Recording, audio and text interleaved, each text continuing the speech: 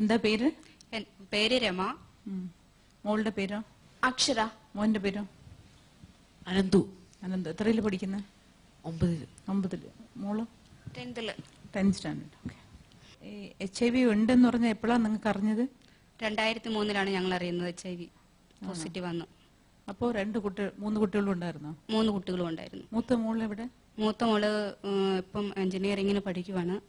ഇന്ന് വരാൻ പറ്റില്ല അവർക്ക്. നമ്മുടെ സമൂഹം എന്ന് പറയുന്നത് കാണുമ്പോ സഹതാപം പറയും നമ്മളെ കാണുമ്പോ ഒരു കുഴപ്പമില്ല. പക്ഷെ എന്റെ കോളേജിൽ അങ്ങനത്തെ ഒരു കുട്ടി പഠിക്കുന്നുണ്ടെന്ന് പറയുമ്പോ ചിലപ്പം ആ പേര് പോയി അവരെ ഔട്ടാക്കാം. അതിന്റെ പേരില് അത് പറയാൻ ബുദ്ധിമുട്ടുണ്ട്. അതുകൊണ്ട് അവര് വന്നില്ല. അതുകൊണ്ട് വന്നില്ല, അത് അവളെ ബാധിക്കുന്ന പ്രശ്നങ്ങളാണ്.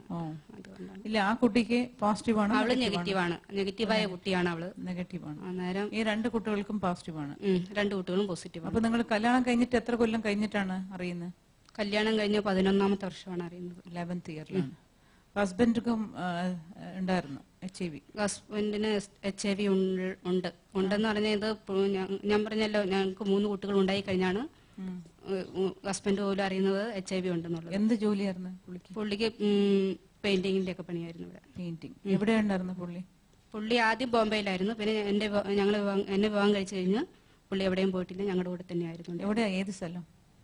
കണ്ണൂർ കൊട്ടിയൂർ എന്ന് പറഞ്ഞ സ്ഥലത്ത്. അവിടെയാണ് കല്യാണം കഴിച്ച് കുട്ടികളൊക്കെ? ഞങ്ങൾ അടുത്തടുത്ത പ്രദേശക്കാരാണ്. ഓക്കെ. മോളിപ്പോ എത്രയില് പഠിക്കുന്നത്? ഇപ്പൊ 10th. ടാബ്ലറ്റ് എന്തെങ്കിലും കഴിക്കാറുണ്ടോ? ഇവള് ഇപ്പം കൗണ്ട് കുറഞ്ഞിട്ട് ART എടുക്കുന്നുണ്ട്. ആന്റി റിട്രോതെറാപ്പി എന്ന് പറയും. അത് മരിക്കുന്നവിടം വരെ കഴിക്കുക എന്നുള്ളതാണ്. അല്ല, ഈ HIV-ല് കുറെ ട്രീറ്റ്മെന്റ്സ് ഉണ്ട്. Different kind of treatments. അങ്ങനെ തെറാപ്പി കൊടുക്കുന്നത്, പിന്നെ ടാബ്ലറ്റ് കഴിക്കുന്നത്, അല്ലെങ്കിൽ ഫുഡിന്റെ എന്തെങ്കിലും. അപ്പൊ ഫുഡ് ഭയങ്കര വീക്ക് ഉണ്ടോ മോൾക്ക്? എനിക്ക് അങ്ങനെ പ്രശ്നമൊന്നുമില്ല. എനിക്ക് സ്കിന്നിന്റെ പ്രശ്നം വന്നപ്പോഴാണ് എന്റെ ഇമ്മ്യൂണിറ്റി പവർ ഫുൾ കുറഞ്ഞിട്ട് ഞാൻ മെഡിസിൻ എടുക്കാൻ കാരണം. അല്ല, സ്കിന്നിന് എന്തായി? സ്കിന്നിന് എനിക്ക് ചെറുതായിട്ട് അലർജി വന്നു. അലർജി? പിന്നെ ആയുർവേദം എടുത്തപ്പോ പിന്നെ കുറച്ചും കൂടെ കൂടി. അതുകൊണ്ടാണ് മെഡിസിൻ എടുക്കാൻ കാരണം. പിന്നെ നിങ്ങൾ എല്ലാവരും വിചാരിക്കുന്ന പോലെ ഇത് വലിയ കോംപ്ലിക്കേറ്റഡ് ആയ ഇഷ്യൂ ഒന്നുമല്ല. നിങ്ങൾക്ക് എല്ലാവർക്കും എന്നെ കണ്ടിട്ട് അസുഖമുള്ള കുട്ടിയായിട്ട് തോന്നുന്നുണ്ടോ? ഒരിക്കലും ഇല്ല. നിങ്ങൾക്ക് തോന്നുന്നുണ്ടോ? വിശ്വസിക്കാൻ കഴിയുന്നുണ്ടോ? ഒരിക്കലും ഇല്ല. എന്താന്ന് വെച്ചാല് നിങ്ങൾ എല്ലാരും മനസ്സിലാക്കണം, ഞാനും ഒരു കുട്ടിയാണ്. ഞാൻ നിങ്ങളുടെ മുമ്പിൽ ജീവിക്കുന്നുണ്ട്. അത് പറയാൻ വേണ്ടി മാത്രമാണ് ഞാൻ ഈ പ്രോഗ്രാമിൽ വന്നത്. ബിക്കോസ് ഞാനൊരു ഹ്യൂമൻ ആണ്. എന്റെ സ്കൂളിലൊക്കെ വന്ന് നോക്കിയിട്ടുണ്ടെങ്കിൽ നിങ്ങളൊന്നും വിചാരിക്കുന്ന ഒരു ലോകമല്ല. ഇതിനെക്കാട്ടും എൻ്റർലി ഡിഫറെന്റ്. അവരെന്നെ കെയർ ചെയ്യുന്ന കാണുമ്പോ എനിക്ക് തന്നെ ഞാൻ എത്ര ബ്ലെസ്ഡ് ആയ കുട്ടിയാന്ന് തോന്നാറുണ്ട്. ഏത് സ്കൂളാണ്? ഞാൻ IGMHSS കൊട്ടിയൂർ. അത് ഏറ്റവും വില്ലേജ് ഏരിയ ആണ്. അതിനനുസരിച്ച് അവരുടെ സ്നേഹം കാണണം. നമ്മൾക്കൊന്നും അത് കിട്ടില്ല എവിടെ. ഞാൻ ഇത്രയും കാലത്ത് എവിടെയൊക്കെ പോയിട്ടുണ്ടെങ്കിലും എനിക്ക് പോകുമ്പോഴും വരുമ്പോഴും എല്ലാം ഓരോരുത്തരുടെ സ്നേഹം.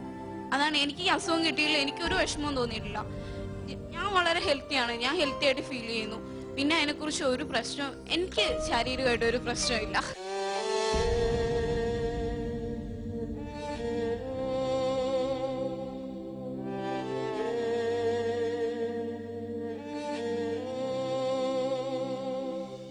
ഓബിയസ്ലി പ്രേക്ഷകർ എല്ലാവർക്കും ഒന്ന് അറിയണം, HIV എന്ന് പറഞ്ഞത് പകരുന്ന രോഗമല്ല. ഫുഡ് കഴിക്കുമ്പോഴും ഭക്ഷണം കഴിക്കുമ്പോഴും ഇല്ല, കൂടെ ഇരുന്ന് ഉമ്മ വയ്ക്കുമ്പോൾ പോലും ഒരിക്കലും പകരമില്ല. ഇത് എല്ലാവർക്കും അങ്ങനെയാണ്. പക്ഷെ ആ കുട്ടി പറയുന്നത് അനുസരിച്ച് ആ കുട്ടിയുടെ വെൽവിഷേഴ്സ് കുറെ ഫ്രണ്ട്സ് സ്കൂളിലൊക്കെ ഉണ്ടല്ലേ? സ്കൂളിൽ മാത്രല്ല, എനിക്ക് പുറത്തും അല്ലാതെ എനിക്ക് കുറെ ഫ്രണ്ട്സ് ഉണ്ട്. നാട്ടിലും വീട്ടിലും. അങ്ങ് തിരുവനന്തപുരം തൊട്ട് 14 ജില്ലയിൽ ഫ്രണ്ട്സ് ആക്കാൻ ട്രൈ ചെയ്തുകൊണ്ടിരിക്കുകയാണ്. 10 ജില്ല വരെ തികച്ചു. എന്താന്ന് വെച്ചാൽ എനിക്ക് ചെറുപ്പം തൊട്ടേ ഞാൻ പഠിച്ചു വളർന്ന് ഒരു 7 വയസ്സ് കഴിഞ്ഞപ്പോഴത്തേക്ക് 1 വർഷത്തേക്ക് ഫുൾ അവഗണനയായിരുന്നു. അതുകൊണ്ട് തന്നെ ഒരു മാറ്റി നിർത്തപ്പെട്ട് കഴിഞ്ഞ പിന്നെ ഒരു ചെറിയ കുട്ടി എന്ന രീതിയിൽ നിന്ന് പിന്നെ ഒരു 2ാം ക്ലാസ് ഒക്കെ എത്തിയപ്പോഴത്തേക്കും വലുതായിട്ട് അങ്ങ് ചിന്തിക്കാൻ തുടങ്ങി ലോകത്തെ കുറിച്ച്. അതുകൊണ്ട് തന്നെ ഇപ്പൊ എനിക്ക് വലിയതായിട്ടൊന്നും തോന്നില്ല. നിങ്ങൾ എല്ലാരും നിനക്ക് അസുഖം ഉണ്ടോ എന്ന് ചോദിക്കുമ്പോൾ പോലും എനിക്ക് കാര്യമായിട്ടൊന്നും ഫീൽ ചെയ്യുന്നില്ല. എനിക്ക് അസുഖം ഉണ്ടെന്ന് എനിക്കറിയാം. പല കുട്ടികൾക്ക് ഇതൊന്നും അറിയാതെ ടെൻഷൻ അടിച്ച് ജീവിക്കുന്ന കുറെ പിള്ളേരുണ്ട്. അമ്മേന്റെ സംഘടനയുണ്ട്. ആ സംഘടനയിലൊക്കെ പോകുമ്പോൾ എന്റെ എത്ര ഏജിലുള്ള പെൺകുട്ടികൾക്കൊക്കെ ഭയങ്കര ടെൻഷനാണ് അവരുടെ ഭാവി ഓർത്ത്. ഈശ്വര, ഈ അസുഖം മാറാനായിട്ട് മരുന്ന് കണ്ടുപിടിക്കുവോ? ഞങ്ങൾക്കൊരു ഭാവി ഉണ്ടാവുമോ? ഞങ്ങൾക്കൊരു നെഗറ്റീവായ പേഴ്സന്റെ കൂടെ വെഡിങ് ഉണ്ടാവോ എന്നൊക്കെ പറഞ്ഞ് ഭയങ്കര ടെൻഷൻസ് ആണ്. ഞാൻ മാത്രമേ ഒരു ടെൻഷൻ ഫ്രീ ലൈഫ് നയിക്കുന്നുള്ളൂ. അവർക്കിടയിൽ എല്ലാരും ഈ അസുഖത്തെ എന്തോ പേടിക്കുകയാണ്. എത്ര വയസ്സുകൊണ്ട് മോൾക്ക് അറിയാം അങ്ങനെ? എനിക്ക് 7 വയസ്സ് തൊട്ട് അറിയാം. അങ്ങനെ ഡോക്ടേഴ്സ് വിളിച്ചു പറഞ്ഞതാണോ അല്ല അമ്മ മനസ്സിലാക്കി കൊടുത്തതാണോ? ഡോക്ടേഴ്സ് വിളിച്ചു പറഞ്ഞത് ഫസ്റ്റ് ഞാൻ എന്റെ ഒരു 7 വയസ്സുള്ള കുട്ടിക്ക് HIV എന്ന് പറയുമ്പോ അപ്പം മനസ്സിലാക്കാനുള്ള ഒരു കഴിവുണ്ട്. കാരണം എന്റെ അച്ഛൻ മരിച്ച HIV ആയതുകൊണ്ടാണ് നാട്ടുകാർ മുഴുവൻ പറയുന്നത്. അപ്പൊ എനിക്ക് എന്തുകൊണ്ട് മനസ്സിലാക്കാനുള്ള കഴിവില്ല? അപ്പൊ 7 വയസ്സിൽ മനസ്സിലായി കുട്ടിക്ക്? ഓ മനസ്സിലായി. HIV ഉണ്ടെന്ന് പറഞ്ഞു. അമ്മ മനസ്സിലാക്കി കൊടുത്തോ? അമ്മ മനസ്സിലാക്കി തരേണ്ട ആവശ്യമൊന്നും വന്നില്ല. കാരണം അന്ന് തൊട്ടേ നാട്ടുകാരെല്ലാം ഒരു അവഗണന, ഒരു നിർത്തല്. അപ്പൊ നമുക്ക് മനസ്സിലാക്കാം എന്തോ കാര്യമായിട്ട് പ്രശ്നമുണ്ട്. കാരണം കളിക്കാൻ വരുന്ന കൂട്ടുകാരൊന്നും കാണുന്നില്ല, വേറെ വീട്ടിൽ കയറാൻ പറ്റുന്നില്ല, സ്വന്തം അച്ഛന്റെ വീട്ടുകാർ പോലും മിണ്ടുന്നില്ലാത്തൊരവസ്ഥ. അപ്പൊ പിന്നെ പ്രത്യേകിച്ച് അതിനെ കുറിച്ച് പറയേണ്ട കാര്യമില്ലല്ലോ. അപ്പൊ തന്നെ മനസ്സിലാക്കി. മോന് പറയും. പറയാനൊന്നുമില്ലേ? എന്തെങ്കിലും പറയേ.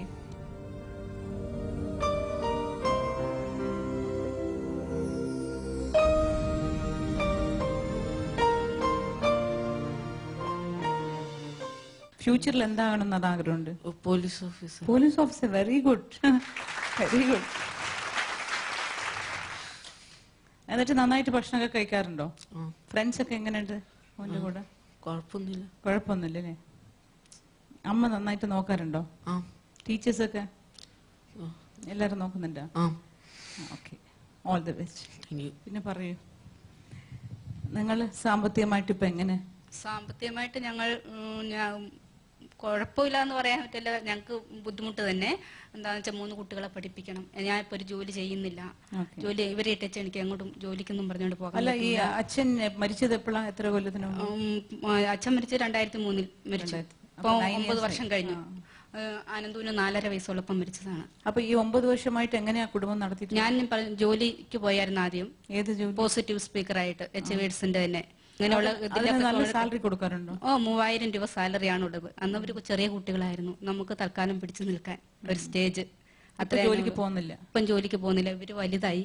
അന്നേരം ഇവരെ നിങ്ങൾക്ക് ക്ഷീണമുണ്ടോ? ക്ഷീണമെന്ന് പറഞ്ഞാൽ HIV-യുടെ ഇതില് എടുത്തു പറയത്തക്കായിട്ട് ഒന്നും എനിക്ക് തോന്നിയിട്ടില്ല. രോഗമായിട്ട് ഒരു ആശുപത്രികളിലൊന്നും ഞാൻ പോയിട്ടില്ല. എന്റെ ചേച്ചിക്ക് എന്നെ ഒരിക്കലും അനീത്തിയാന്ന് പറയുന്നതിൽ ഒരിക്കലും ഒരു വിഷമമില്ല. പക്ഷെ ഞങ്ങൾ ആരും പറയാതിരിക്കുക. അവള് പറയും കോളേജിൽ വരാൻ കാണാന്നൊക്കെ. പക്ഷെ ഞങ്ങൾ വരാതിരിക്കുന്നത് അവളുടെ ഒരു സ്റ്റഡീസിനെ അത് ബാധിക്കരുത്. ഞങ്ങളെ പോലെ ഒരു കുട്ടീന്റെ ചേച്ചിയാന്ന് പറഞ്ഞു ബാധിക്കും. അവരുടെ ഭാവി ഒന്നും പോകാൻ ഞങ്ങൾ കാരണം കൊണ്ട് ഒരിക്കലും പോകാൻ പാടില്ല. അത്ര അല്ല. പക്ഷെ അപ്പൊ നിങ്ങൾ താമസിക്കുന്നതൊക്കെ ഒരു ഹോസ്റ്റലാണോ താമസിക്കുന്നത്? ഹോസ്റ്റലിലാണ് ഞങ്ങള്. അപ്പൊ നിങ്ങളുടെ കൂടെ ആഴ്ചയിലൊക്കെ വന്ന് താമസിക്കുമോ? വരും. അവിടെ ഞങ്ങളെ ഇപ്പൊ ഇത് ഈ കോളേജിൽ പഠിക്കാൻ നേരത്ത് മാത്രം എൻട്രൻസിന് പോയപ്പോഴും ഇതിനു വേണ്ടി മാത്രം പോയപ്പോഴാണ് ഞങ്ങളെ പിരിഞ്ഞു പോയിട്ടുള്ളത്. 16 വർഷം ചേച്ചിക്ക് സ്നേഹമുണ്ടോ? ചേച്ചിയാണ് എന്നോട് ഏത് സമയം എന്നോട് പറയും, നീ എന്റെ ചേച്ചിന്റെ 10th സ്കോറ് 4 A+ഉം 5 ഒരു B+ ആണേ. അപ്പൊ എന്നോട് പറയും, നീ ഒരിക്കലും ഇത്രയും മാർക്ക് മേടിച്ചുകൊണ്ട് വരല്, എനിക്ക് നിന്നെ വലിയൊരാളായിട്ട് കാണണം. അതുകൊണ്ട് തന്നെ മിനിമം ഒരു 8 A+ മുകളിൽ മേടിച്ചിട്ട് വീട്ടിൽ കയറിയാൽ മതി എന്ന് പറയുന്ന ഒരു ചേച്ചിയാണ് എനിക്കുള്ളത്. എന്റെ ചേച്ചി എന്നെ കെയർ ചെയ്യുന്ന പോലെ വേറെ ആരെയും കെയർ ചെയ്യില്ല. ഞാനും അങ്ങനെ തന്നെയാണ്. അവള് ഞാൻ പഠിച്ചു വലുതാണ്, എനിക്ക് എന്തെങ്കിലും ഉണ്ടെങ്കിൽ അവൾക്കും കൂടെ കൊടുക്കണം. അവൾക്ക് വേണ്ടിയിട്ടാണ് ഞങ്ങൾ ജീവിക്കുന്നത് തന്നെ.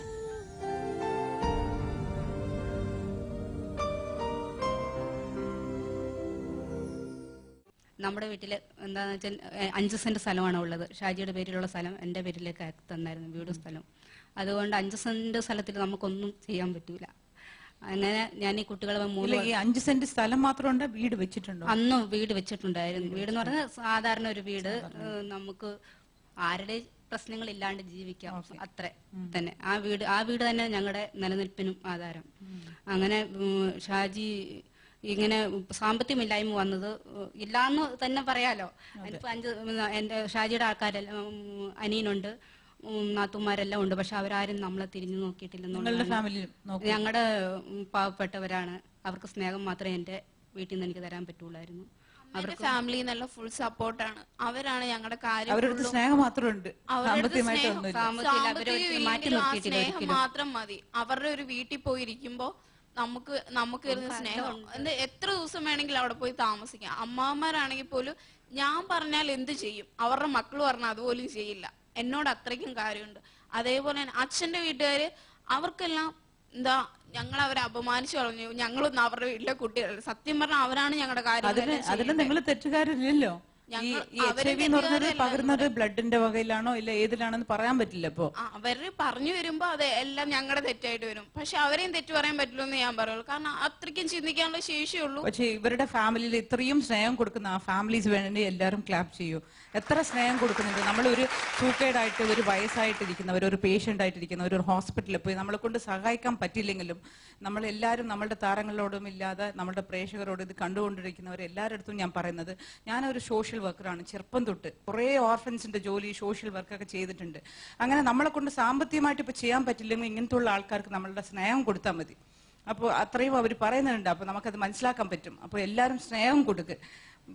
പൈസ വെച്ചിരിക്കുന്നവർ സഹായിക്ക്. അതാണ് നമ്മൾ ചോദിക്കുന്നത്. ഒരുപാട് പൈസ ഉള്ളവര് പൈസ ഇല്ലാത്തവർക്ക് നിങ്ങൾ സഹായിക്കണം. അതാണ് എൻ്റെ ഒരു അപേക്ഷയുള്ളത്.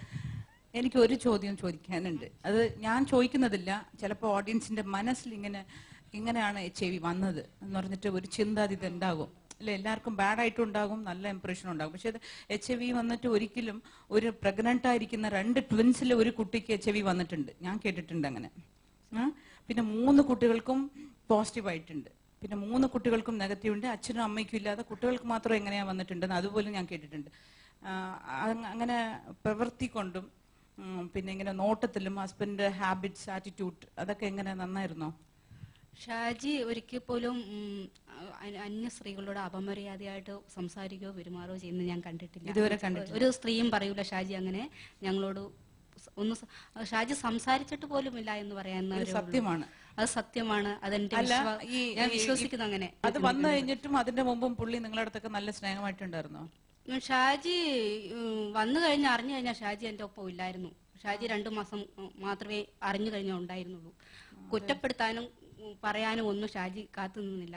ഷാജി മരിച്ചു പോവുകയാണ് ചെയ്തത്. എന്നുവെച്ചാൽ അതിൽ ഷാജിയെ നമുക്ക് രക്ഷപ്പെടുത്തി എടുക്കാമായിരുന്നു എങ്കിൽ പോലും അഭിമാനം എന്നത് നമ്മുടെ ബന്ധുക്കളെയും സ്വന്തക്കാരെയും അത് അവൻ മരിച്ചു പോകട്ടെ എന്ന് ചിന്തിക്കുന്നൊരു സമൂഹത്തിലായിരുന്നു ഷാജി HIV AIDS ബാധിച്ചത്. അന്നേരം അവൻ മരിക്കാനാണ് എല്ലാവരും ആഗ്രഹിക്കുന്നത്. അന്ന് എനിക്ക് 29 വയസ്സേ ഉള്ളൂ.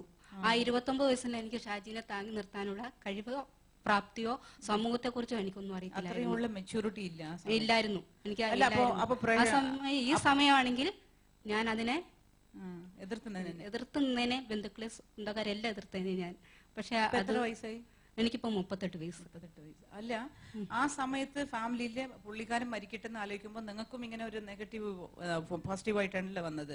അപ്പൊ നിങ്ങളുടെ അടുത്ത് എന്തെങ്കിലും കുറ്റപ്പറച്ചിലൊക്കെ എന്നോട് എന്റെ ഭർത്താവ് പറഞ്ഞത് ഒരു കാര്യമാണ്, മക്കളെ വളർത്തണം, വിഷം കൊടുത്ത് കൊല്ലരുത്.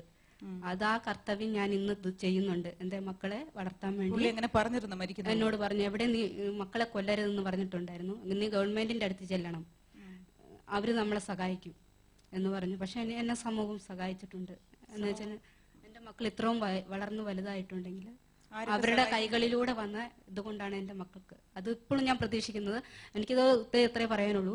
എന്റെ മക്കളെ വളർത്തണം, അവർക്ക് വിദ്യാഭ്യാസം നൽകണം, അവർ നല്ല നിലയിലെത്തണം. അതിനെ സഹായിക്കാൻ പറ്റുന്ന സമൂഹം ഉണ്ടെങ്കിൽ. അത് HIV AIDS ബാധിച്ചുകൊണ്ട് സമൂഹത്തിന് തുടച്ചു നിൽക്കപ്പെടേണ്ടവരല്ല ഞങ്ങൾ.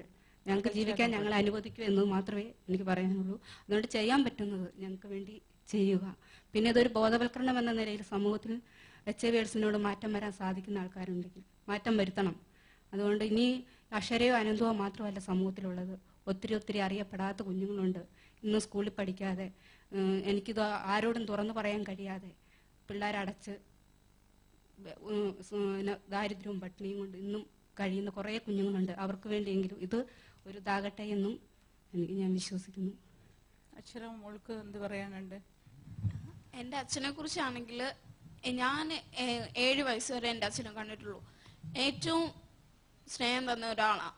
എന്താണെന്ന് വെച്ചാൽ എൻ്റെ അക്ഷരമൊക്കെ ആദ്യമായിട്ട് എൻ്റെ പേര് എഴുതിപ്പിച്ചത് എൻ്റെ അച്ഛനാണ്.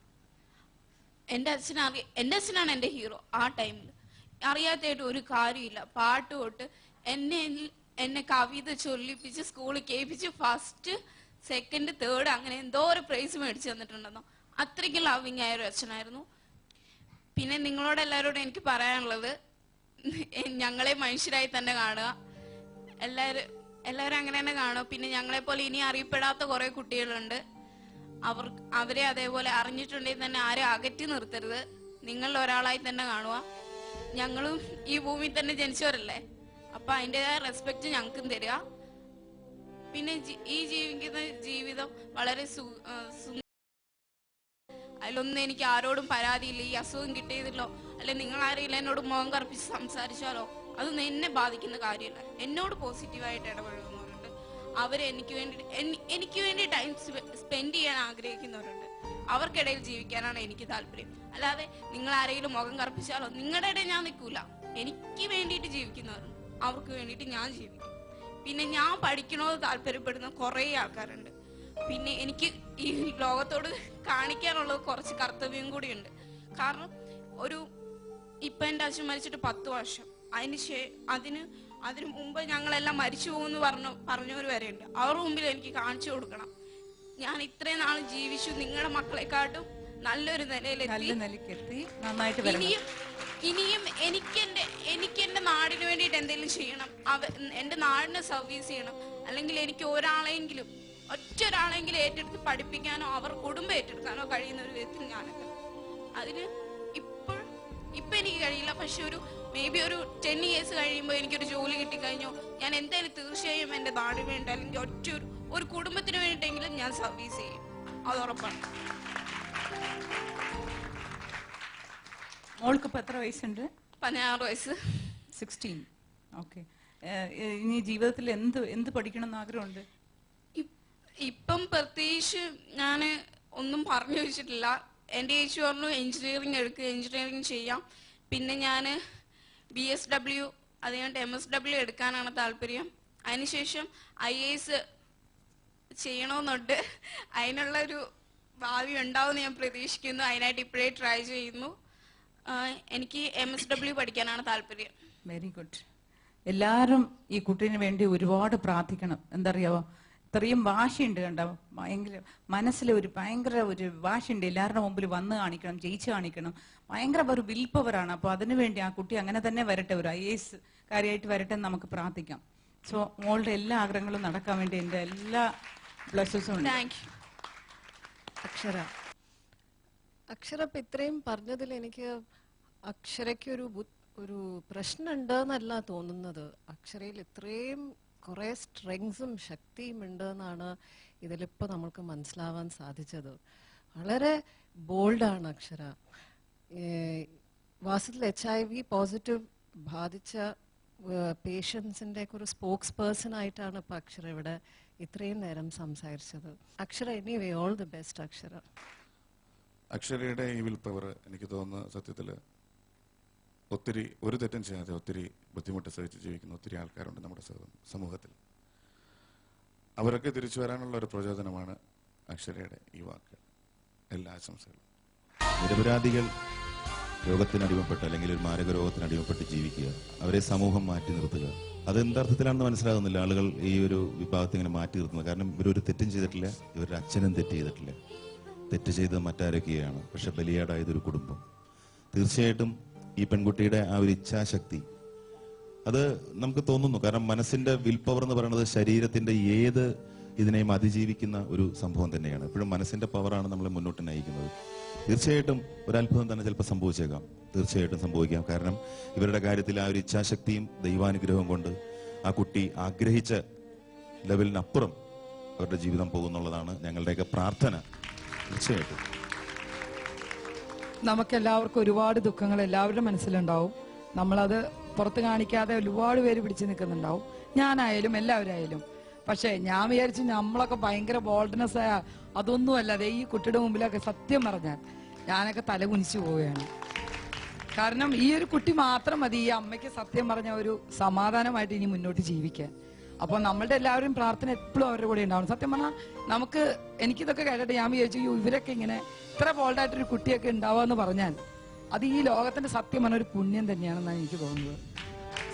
സത്യത്തിൽ എല്ലാവരും ഇവർക്ക് വേണ്ടി, നിങ്ങൾക്ക് വേണ്ടി ഞങ്ങൾ എല്ലാവരും എല്ലാവിധ പ്രാർത്ഥന നിങ്ങൾക്ക് എല്ലാവർക്കും ഉണ്ടാവും. മോനാണെങ്കിലും ഒരു കാരണവശാലും ചേച്ചിയെ പോലെ തന്നെ ബോൾഡായിട്ട് തന്നെ പോലീസായിട്ടൊക്കെ ഞങ്ങളുടെ മുമ്പിലോട്ടൊന്ന് വരും, ഞങ്ങളൊക്കെ കാണും ചെയ്യും. ആ ഒരു പ്രാർത്ഥന എന്നും ഞങ്ങളുടെയൊക്കെ നിങ്ങളുടെ കൂടെ ഉണ്ടാവും കേട്ടോ. കേട്ടോ ചേച്ചി.